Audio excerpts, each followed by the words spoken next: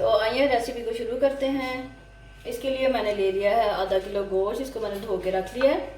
और ये हैं करेले, आधा किलो करेले थे, इनको मैंने धो के काट के फ्राई कर लिया है आपकी आसानी के लिए, ताकि आप थोड़े टाइम में ज़्यादा सीख सकें। और ये हैं 2 दरमियानी प्याज है, इसको मैंने काट लिया। ये टमाटर है 2 दरमियाने साइज़ के, इनको भी काट लिया है।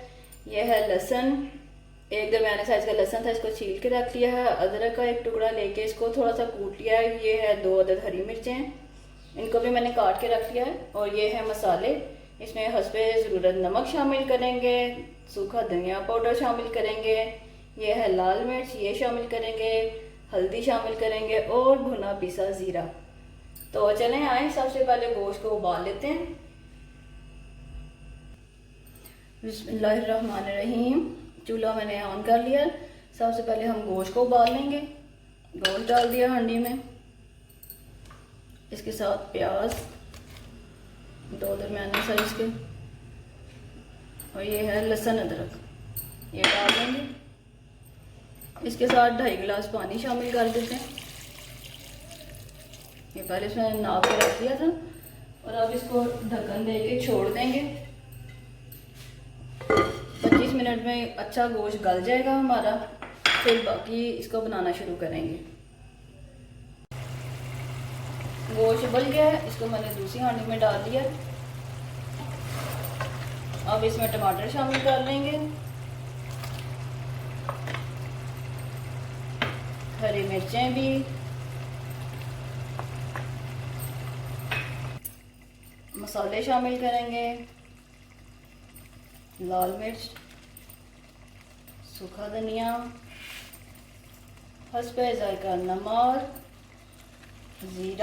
ज़ीरा मुझे पसंद है, आप भी शामिल किया करें अपने खानों में, खुशबू और जायका अच्छा देता है। और ये रही हल्दी।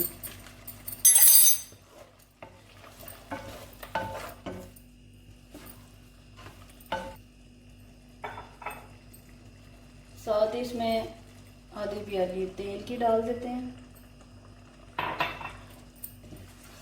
खाना बनाते हुए सफाई का ख़ास ख्याल रखा करें, सब्जियां और गोश्त को धो के इस्तेमाल किया करें। जरासीम से बच जाता है इंसान, बीमारियों से बच जाता है। गोश्त जब भुन जाएगा फिर इसमें हम करेले शामिल कर देंगे। एक बात है कि करेले पकाते हुए मेहनत थोड़ी ज़्यादा लगती है, लेकिन मज़ा उससे भी ज़्यादा आता है खाने में। जब आप करेले बनाएं तो साथ लस्सी ज़रूर बना के पिया करें। जो मैंने रेसिपी अपलोड की है उसी रेसिपी से बना के पिए, आपको भारीपन नहीं महसूस होगा।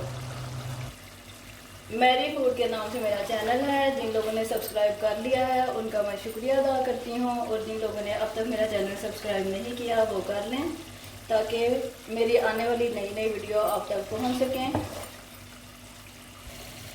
ये देखें ऑयल ऊपर आ गया, इसका मतलब है कि गोश्त भून चुका है। अब इसमें करेले शामिल कर देते हैं, जो पहले से हमने भून कर रखे थे फ्राई करके।